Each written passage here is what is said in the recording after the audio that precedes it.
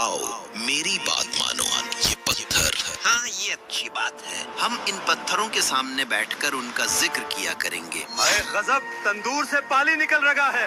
सब लोग जल्दी भागो, नूह की कश्ती की तरफ दौड़ो। अल्लाह का अज़ाब आ रहा।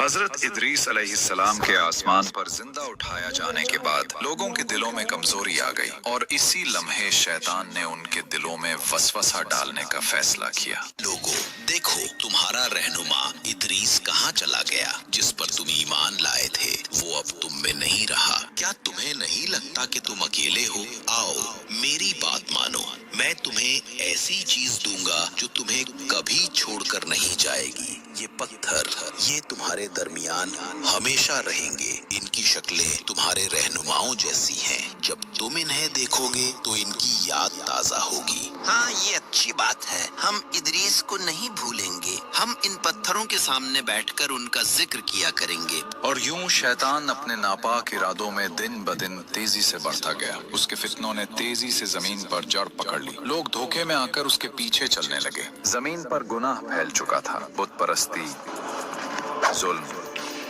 फहाशी, इंसान अपने रब को भूल चुके थे। तब अल्लाह ने नूह अलैहिस्सलाम को नबी बनाकर भेजा।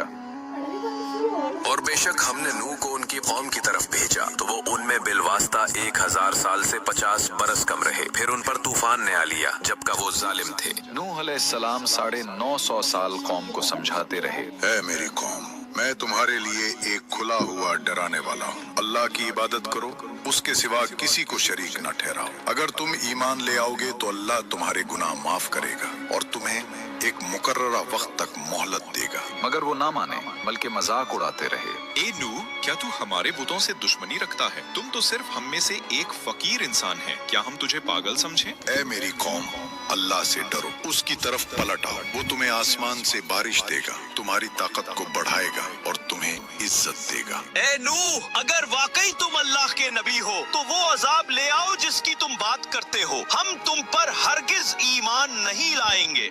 देखो तो, ये हमें अल्लाह के अजाब से डराता है। ये नूह पागल हो गया है। बस करो, अगर तुम बाज ना आए तो हम तुम्हें पत्थरों से मार डालेंगे। नूह ने कहा, ऐ मेरी कौम, मैं तुम्हारे लिए साफ साफ डराने वाला हूँ। अल्लाह की इबादत करो, उससे डरो और मेरी इताअत करो। वो तुम्हारे गुनाहों को बख्श देगा और तुम्हें एक मुकर्ररा वक्त तक मोहलत देगा। नूह अलैहिस्सलाम 950 साल कौम को समझाते रहे, दिन रात, छुप कर, अलानिया, मगर वो ना माने बल्कि मजाक उड़ाते रहे। मगर हजरत नूह अलैहिस्सलाम लोगों को बार बार अल्लाह की तरफ बुलाते रहे, मगर लोग मुसलसल इनकार करते रहे। जब हजरत नूह अलैहिस्सलाम को यकीन हो गया कि ये लोग ईमान नहीं लाएंगे तो आपने अल्लाह के हुजूर उनके लिए बद दुआ की। ऐ मेरे रब, मैंने अपनी कौम को दिन रात बुलाया। मैंने खुलेआम और पोशीदा दावत दी, मगर उन्होंने अपने कानों में उंगलियां ठूंस ली, कपड़े ओढ़ लिए और हक से मुंह मोड़ लिया। और नूह ने कहा, ऐ मेरे रब, जमीन पर काफिरों में से किसी को न छोड़। बेशक अगर तू उन्हें छोड़ देगा तो ये तेरे बंदों को गुमराह करेंगे और सिवाय बदकार और काफिर के किसी को जन्म नहीं देंगे। अल्लाह ताला ने हजरत नूह अलैहिस्सलाम को अपनी कौम पर आने वाले अजाब के बारे में बताया और उन्हें एक अजीम कश्ती बनाने का हुक्म दिया। और नूह को वही की गई कि अब तेरी कौम में से कोई ईमान नहीं लाएगा सिवाय उनके जो ईमान ला चुके हैं। बस उनके अमाल पर गम न कर और हम हमारी निगरानी और वही के मुताबिक एक कश्ती बना। और जालिमों के बारे में मुझसे बात न करना, वो जरूर ज़र्क होने वाले हैं। हजरत नूह अलैहिस्सलाम ने अल्लाह के हुक्म के मुताबिक उसी के निगरानी में काम शुरू किया। कश्ती के लिए सबसे पहले सागवान नामी दरख्त के बीज बोए गए, जिसकी लकड़ी बहुत मजबूत और पायदार होती है। ये दरख्त तकरीबन 100 साल में जवान हुआ, फिर उसे काट कर तैयारी के लिए इस्तेमाल किया गया। हजरत नूह अलैहिस्सलाम जब कश्ती बना रहे थे तो कौम के सरदार उन पर हंसते और मजाक और कहते थे, वाह नूह, अब तुम बूढ़े हो गए हो, सहरा में कश्ती बना रहे हो। क्या यहाँ कोई दरिया है? हजरत नूह अलैहिस्सलाम उनको जवाब देते और कहते, जिस तरह तुम आज हम पर हंसते हो, कल हम तुम पर हंसेंगे जब अजाब तुम्हें घेर लेगा। और फिर अपने ईमान वालों के साथ कश्ती बनाने में मसरूफ हो जाते। रवायात में आता है कि उस वक्त एक शख्स जिसका नाम ओज बिन अनक था, जो हजरत आदम की औलाद में से था, लेकिन वो आम इंसानों जैसा न था। रिवायात के मुताबिक उसका कद आम इंसानों से सैकड़ों गुना ज्यादा था। बाज तफसीरी अकवाल में बताया गया कि उसकी लंबाई हजारों हाथों पर मुश्तमिल थी। बादल उसके कंधों को छूते, वो पहाड़ों पर हाथ रख सकता था और दरख्तों को जड़ से उखाड़ देता था। इजराइली रिवायात में आता है कि ओज बिन अनक हजरत नूह के जमाने में जिंदा था। जब हजरत नूह अलैहिस्सलाम ने अल्लाह के हुक्म से कश्ती बनानी शुरू की तो ओज बिन अनक भी वहाँ आता और अपनी ताकत से बड़े बड़े दरख्त काट कर लाता। उसके लिए लकड़ी उठाना खेल था। वो कश्ती बनाने में मदद तो करता था मगर ईमान नहीं लाया और तूफान नूह में